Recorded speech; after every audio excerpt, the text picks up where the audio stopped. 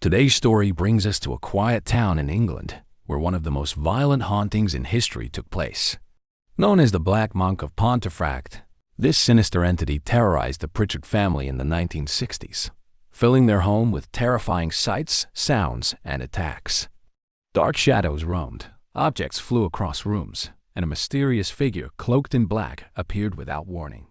Was this the spirit of a vengeful monk or something even darker? If you're drawn to true crime, haunting, and mystery stories, you're in the right place. Subscribe for more chilling stories, and let us know in the comments what haunting tale you'd like us to explore next.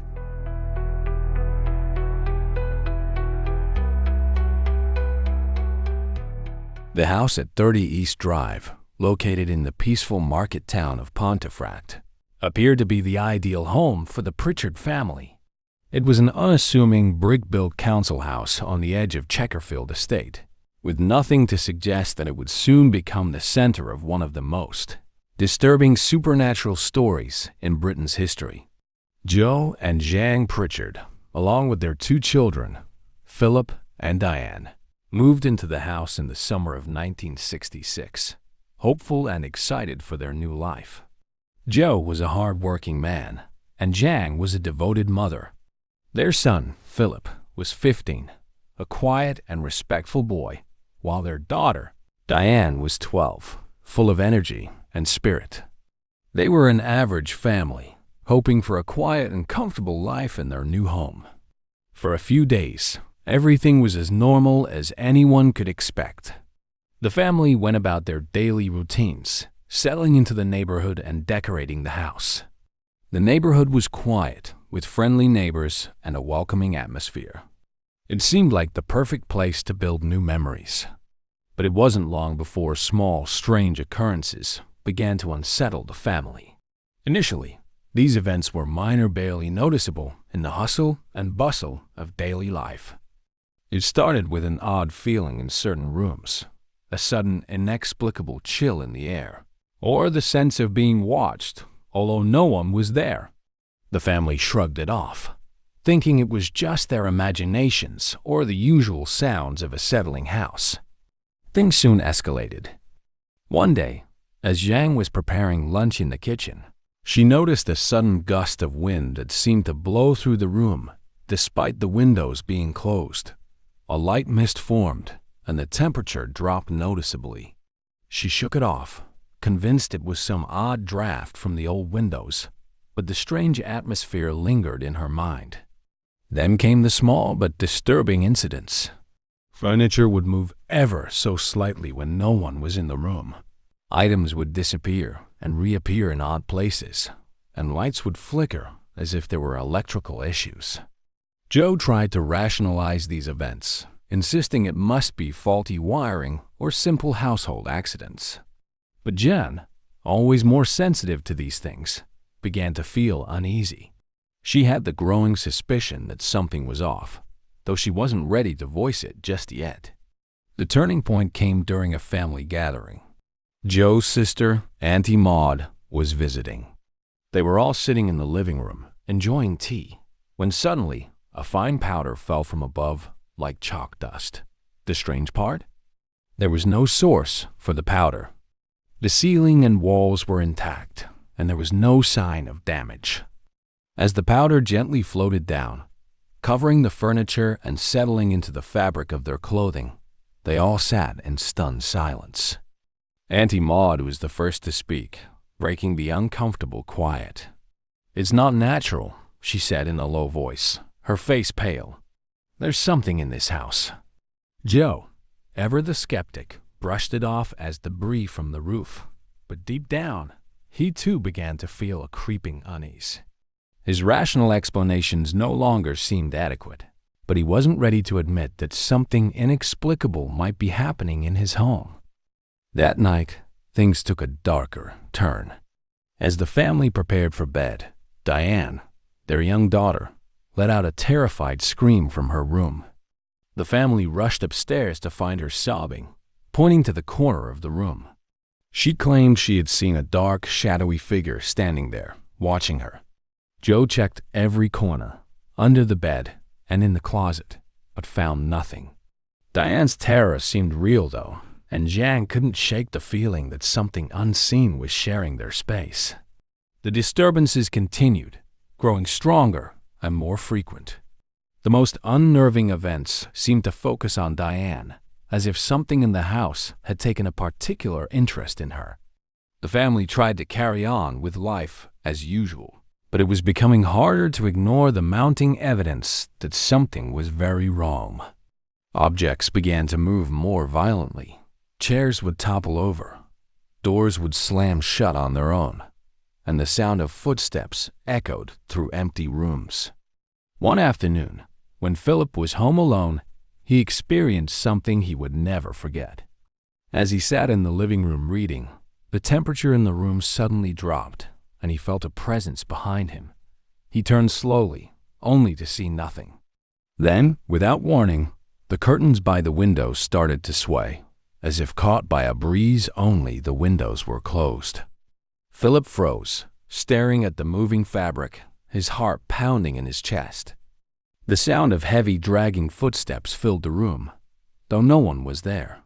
Terrified, he ran out of the house and didn't return until the rest of the family came home. It was becoming clear to everyone that the disturbances were not just random events or tricks of the mind. There was something else at work in 30 East Drive, something dark and malevolent. As days turned into weeks, the family could no longer deny the presence that haunted their home. Even the neighbors began to notice strange things, and word spread quickly through the small town of Pontefract. Though they tried to keep up appearances and carry on with their lives, the Pritchards were living in fear.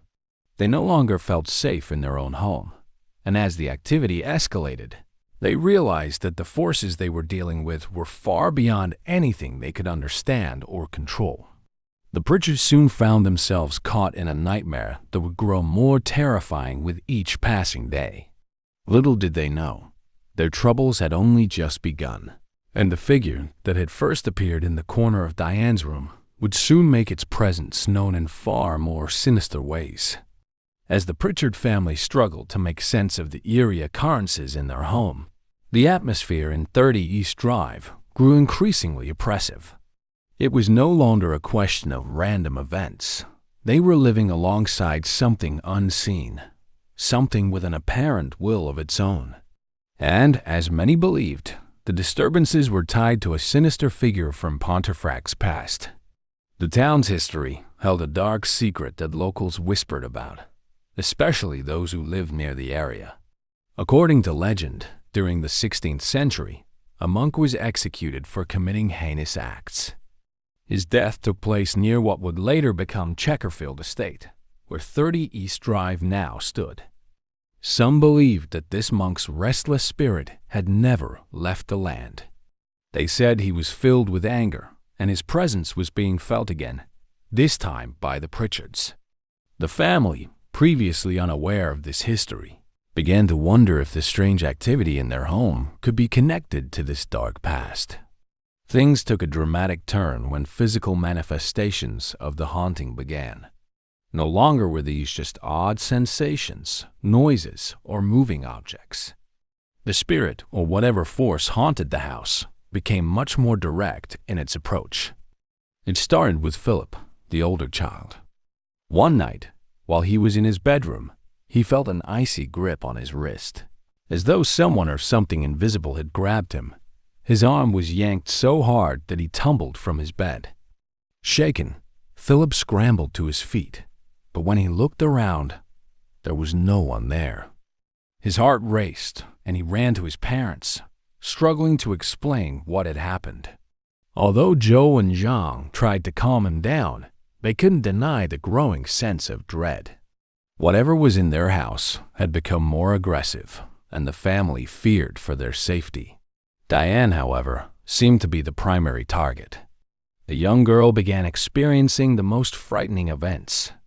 One evening, as she was brushing her hair in front of the mirror, she suddenly felt her hair being pulled sharply backward, as if someone had yanked it. Diane spun around, expecting to see Philip playing a prank, but no one was there. Before she could scream, she was pushed by an unseen force, causing her to stumble to the floor. She was unharmed, but the shock and terror left her frozen in place, unable to speak. The Pritchards could no longer pretend that these incidents were mere coincidences. The physical attacks on Diane, in particular, were impossible to ignore. They reached out for help, but finding answers was no easy task. Joe, still a skeptic at heart, called in an electrician to check the wiring, thinking that faulty electricity might explain the flickering lights and odd noises. However, the electrician found no issues with the wiring, and the disturbances continued unabated. In desperation, Zhang turned to the local church. She invited a priest to bless the house, hoping that this would finally rid their home of the dark presence. The priest performed the blessing, walking from room to room, sprinkling holy water and offering prayers. But far from calming the situation, the activity only grew more intense after the priest's visit. Objects began flying across the room with violent force plates. Books, even heavy furniture would move as if thrown by invisible hands. Doors would slam shut with such power that the entire house seemed to shake. The spirit appeared to be mocking their attempts to cleanse the house, growing bolder and more aggressive with each passing day. At this point, it was no longer just the Pritchards who were witnessing the strange events. Friends, relatives, and neighbors who visited the house reported seeing objects move on their own or hearing strange noises.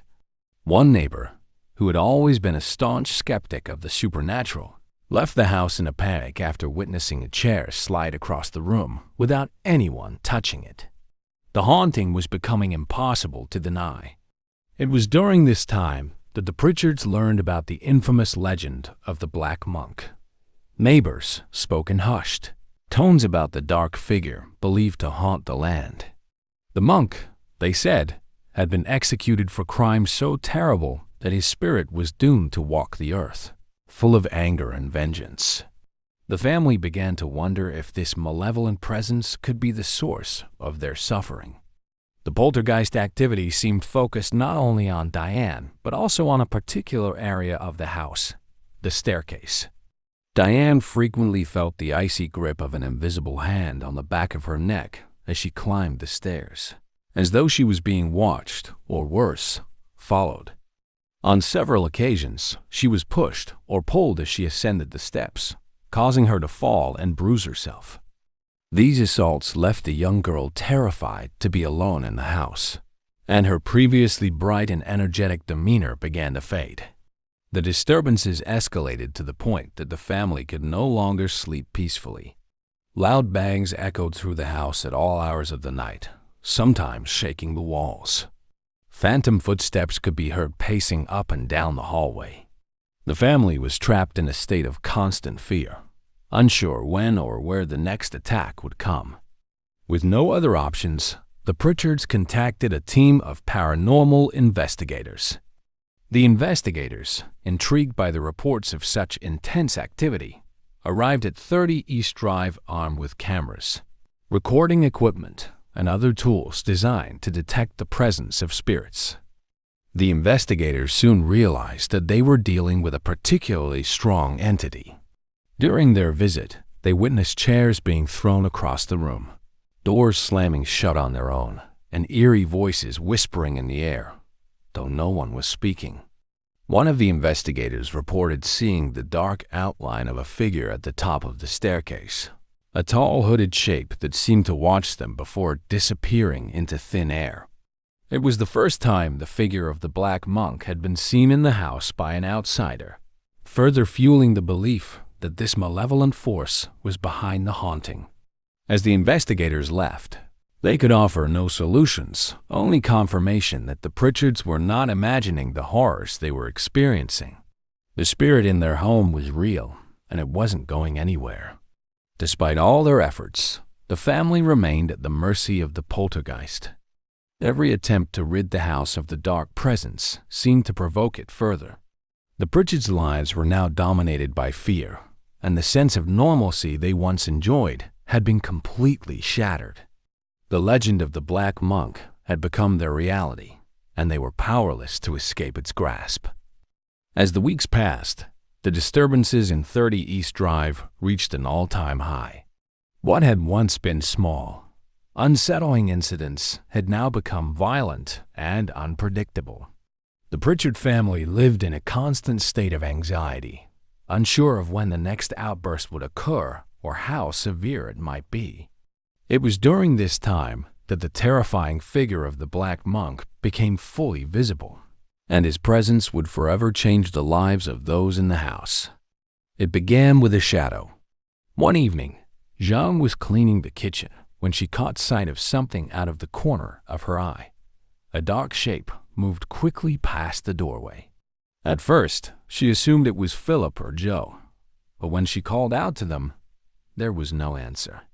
She checked the living room and the hallway, but no one was there.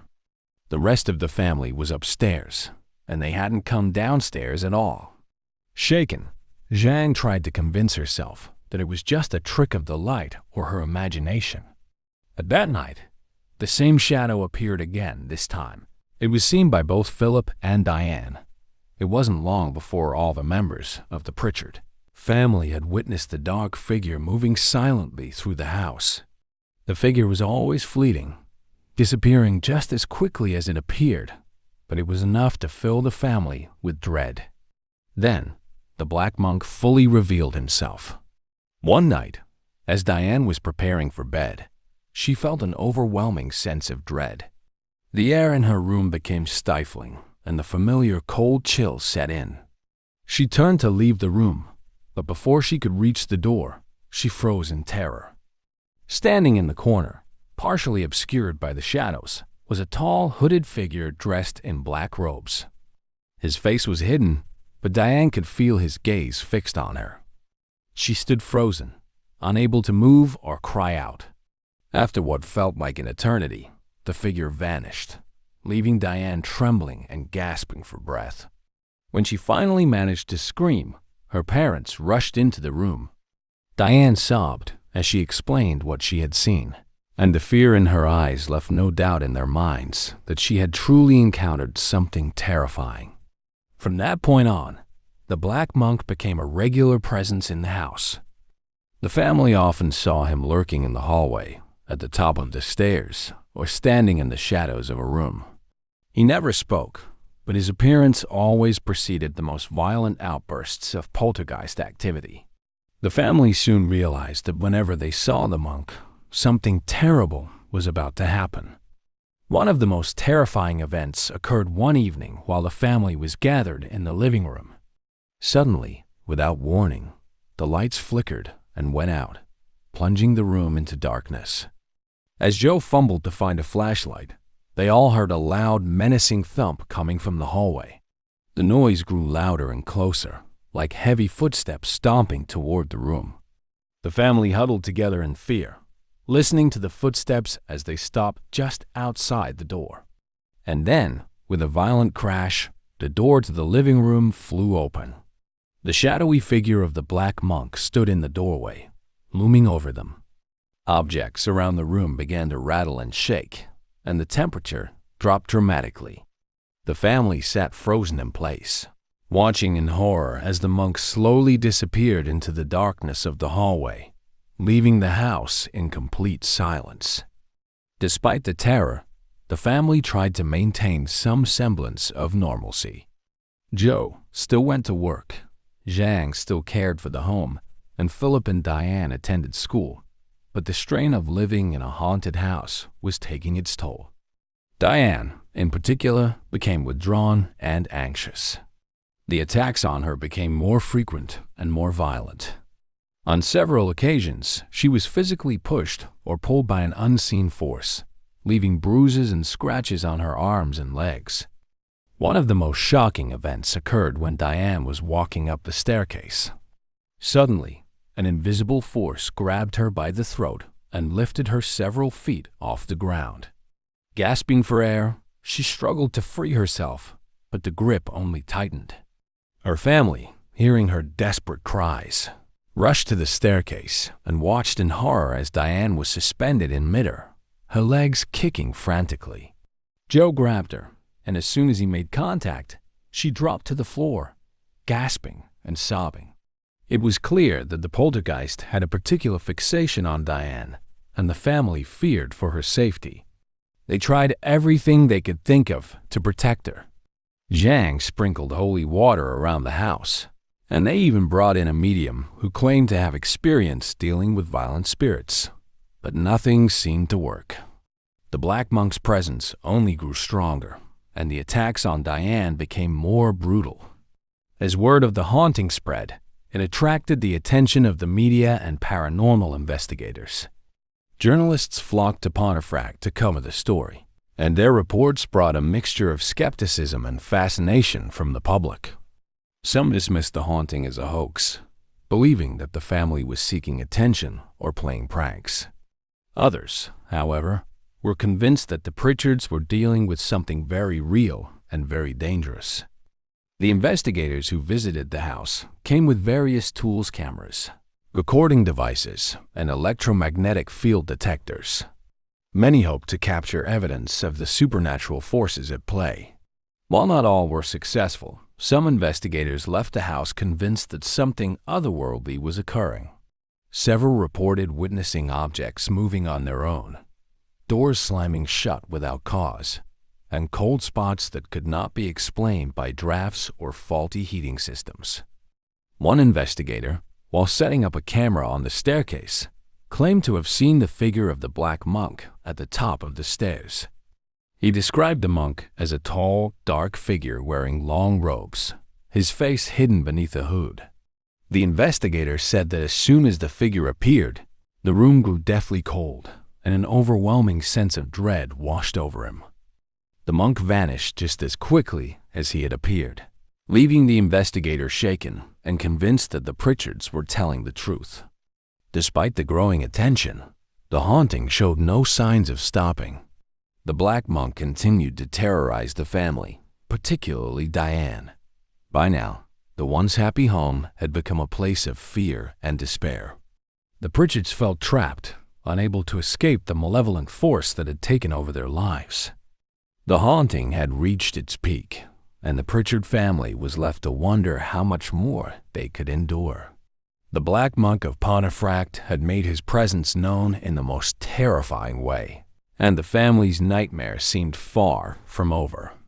After months of living under constant attack, the Pritchard family began to lose hope that they would ever be free from the torment of the Black Monk.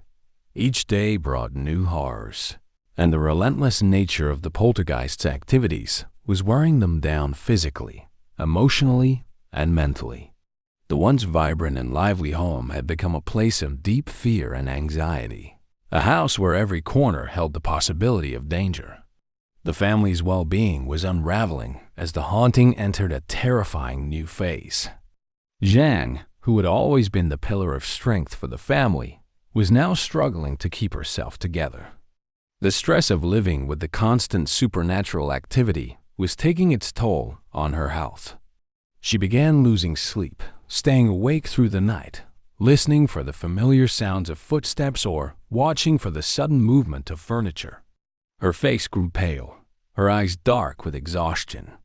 Even in the daylight, Zhang felt no relief.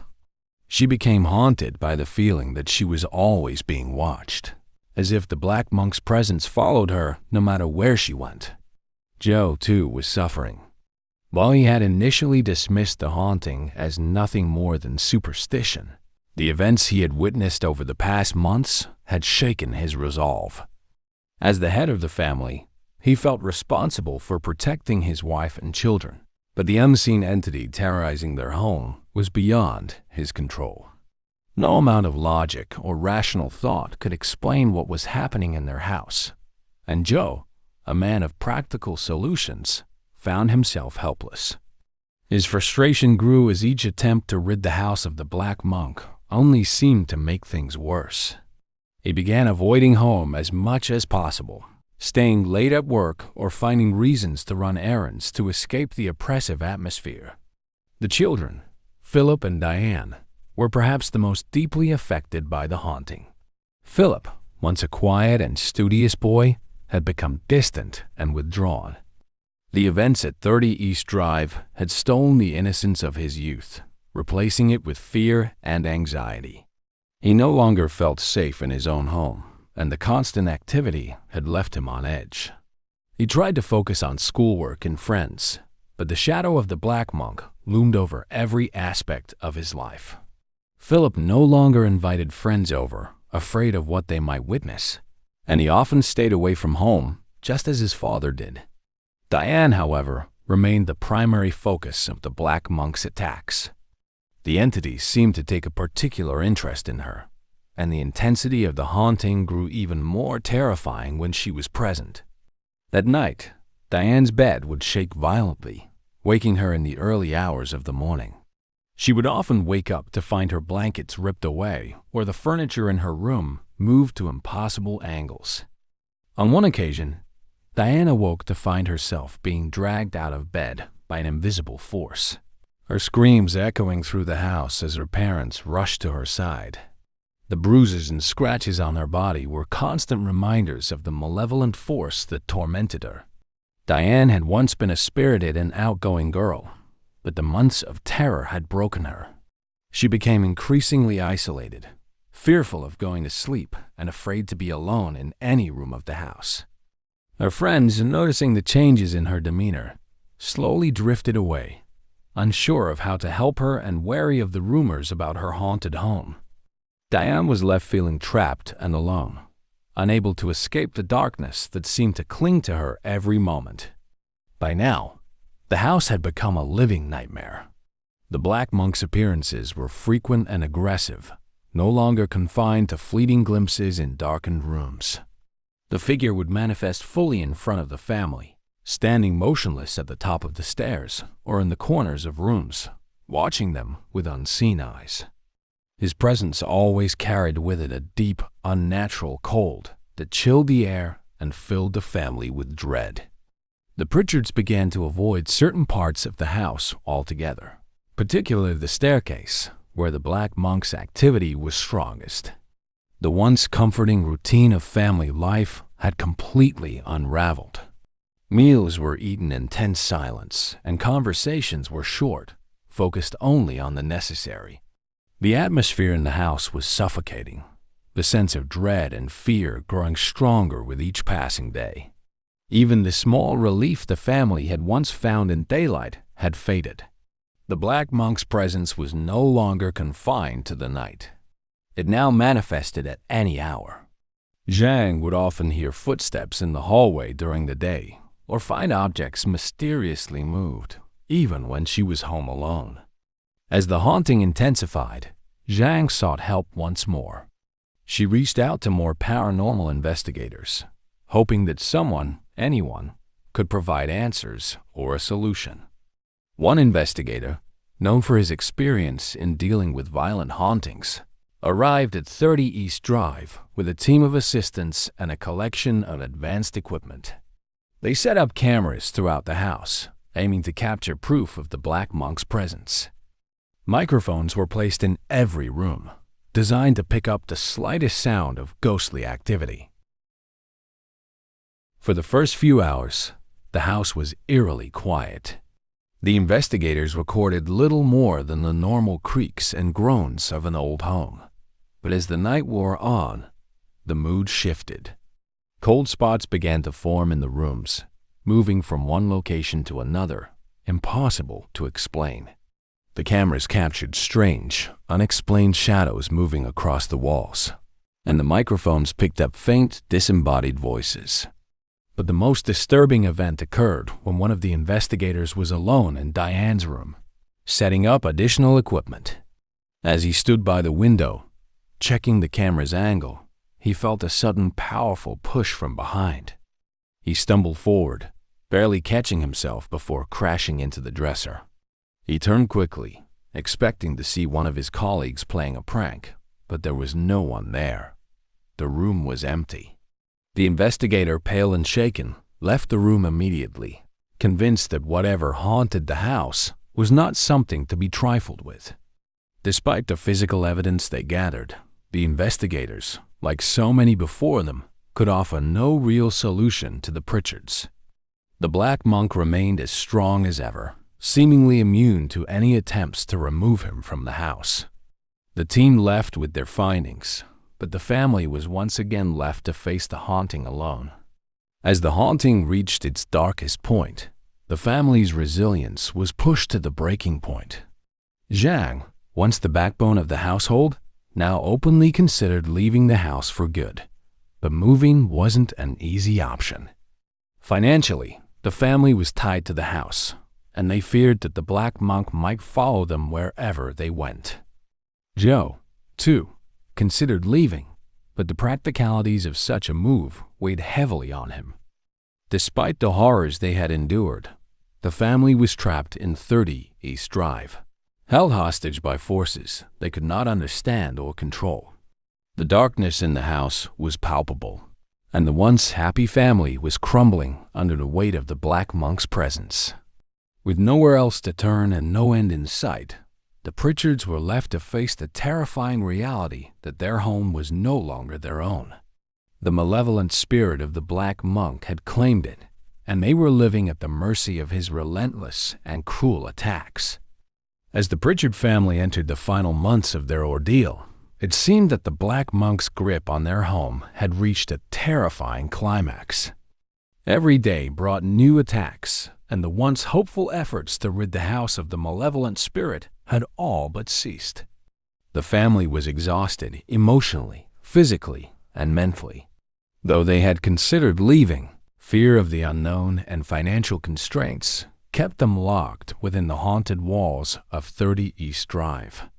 But now, the haunting would take an even more sinister turn, leading to an event that would mark the darkest point in their battle against the entity. One late autumn evening, the air in the house felt particularly heavy, as if something monumental was about to happen. Zhang noticed it first, a silence that was far too eerie, as if the house itself was holding its breath. There were no familiar creaks or footsteps, no cold spots or rattling objects. For a brief moment, it almost seemed like the black monk had gone, but the family had lived through too many horrors to believe that so easily. Something was coming. Diane, who had been the primary target of the attacks, was upstairs in her bedroom when she heard a faint rhythmic tapping. At first, she tried to ignore it, knowing that responding to any odd sound could make things worse. But as the tapping grew louder, it became impossible to dismiss. She sat up in bed, staring at the far wall where the noise seemed to be originating. Then, without warning, the bed began to shake violently. This was something she had experienced before, but the force was far stronger now. Her heart raced as the bed lifted slightly off the floor, and Diane screamed for her parents. Zhang and Joe rushed up the stairs, finding Diane huddled in the corner of her room, trembling and pale. The bed had been overturned, and the furniture in the room was scattered haphazardly. Before they could comfort her, the temperature in the room dropped rapidly. They all felt it a bone-chilling cold that seemed to freeze them in place. And then, out of the shadows, he appeared. The black monk stood at the foot of the overturned bed, his dark hooded figure looming over the room. This was no fleeting glimpse. His presence was more solid, more real than ever before. Zhang gasped, clutching Joe's arm, her fear overwhelming her. The figure moved slowly, silently, as if gliding across the floor. Diane could feel his gaze, though his face remained obscured beneath the hood. Her body tensed, every instinct telling her to run, but she couldn't move. Then, with a sudden and terrifying speed, the entity lunged toward Diane.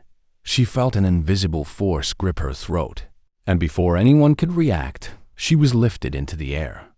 Zhang screamed as Diane's body was pinned against the wall, her feet dangling several inches above the floor. Joe, panicked, ran toward her, but as soon as he got close, the air around Diane seemed to ripple with a dark energy, and he was thrown back across the room. Zhang desperately tried to reach Diane, but her own body felt heavy and unresponsive, as if something was holding her back. Diane's eyes were wide with terror as she struggled to breathe. clawing at her neck as though trying to pry off invisible hands. The black monk watched from the shadows, his presence thick in the air, exuding a sense of cruel satisfaction. It was at that moment that something shifted. Diane's body dropped to the floor, gasping for air as the grip on her throat released. The black monk remained in the room, his figure still as stone, but the oppressive force had lifted just enough for the family to regain some control. Jiang and Joe rushed to Diane's side, pulling her away from the wall. Though terrified, they knew they had to act fast. This could no longer be ignored. They needed help, and they needed it immediately. Desperate, Joe called a local priest, hoping for some form of divine intervention. The priest, Father Lyons, had heard of the hauntings at 30 East Drive, though he had been hesitant to get involved. But hearing the panic in Joe's voice, he agreed to come at once. By the time he arrived, the house felt like a powder keg ready to explode. The atmosphere was charged with a malevolent energy that even Father Lyons could sense the moment he crossed the threshold. Father Lyons came prepared with holy water, a Bible, and a deep sense of faith. As he entered the house, he immediately felt the presence of something dark and unholy. The temperature dropped around him, and the familiar tapping sound began once more, growing louder as he moved through the house. He went directly to Diane's room, where the most violent activity had occurred. The family gathered behind him, watching nervously as Father Lyons stood in the center of the room. He began to pray, sprinkling holy water along the walls and over the bed, asking for protection and deliverance from the evil that plagued the home. As his voice rose in strength, the room seemed to react violently. Objects flew off shelves, smashing against the walls. The bed frame rattled and creaked as if something was trying to break it apart. But Father Lyons stood firm, his prayers unwavering. Suddenly, the figure of the black monk materialized in the corner of the room. His presence was undeniable, a shadow that moved with a purpose. He seemed agitated, angry at the intrusion. The temperature in the room plummeted, and the lights flickered wildly. Father Lyons continued his prayer, louder now, his words commanding the spirit to leave the house and never return. The black monk moved forward, his dark form towering over Father Lyons, as if challenging him. For a moment, the air in the room became thick and oppressive, the tension unbearable. But Father Lyons did not falter.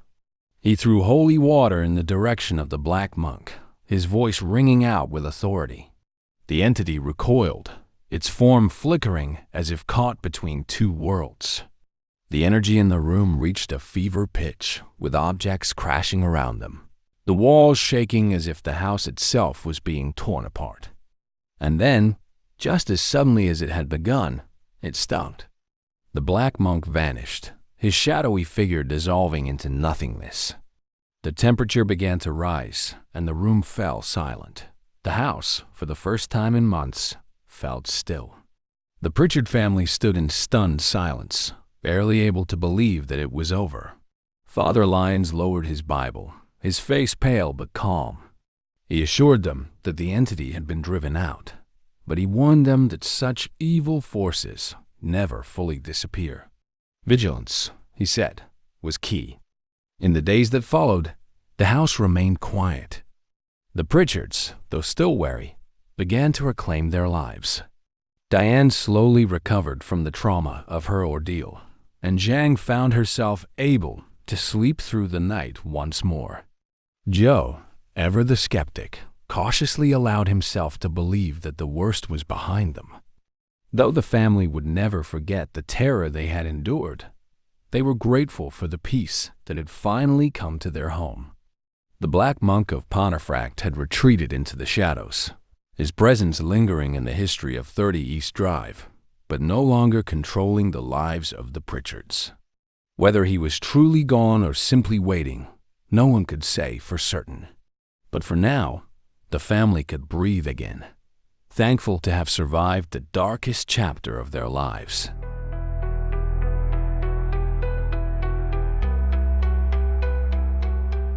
And so, The haunting of the Pritchard family by the Black Monk remains one of the most chilling and violent cases ever recorded. To this day, questions linger. Was it truly the spirit of a vengeful monk, or something even darker and more sinister? The mystery endures, leaving us wondering what truly haunts that house in Pontefract. If you enjoyed this episode of True Crime, Haunting, and Mystery Stories, please like, subscribe, and turn on notifications so you won't miss our next story. Share in the comments if you believe in the legend of the Black Monk, and let us know which haunting or mystery you'd like us to explore next. Thanks for watching, and we'll see you in the next chilling tale.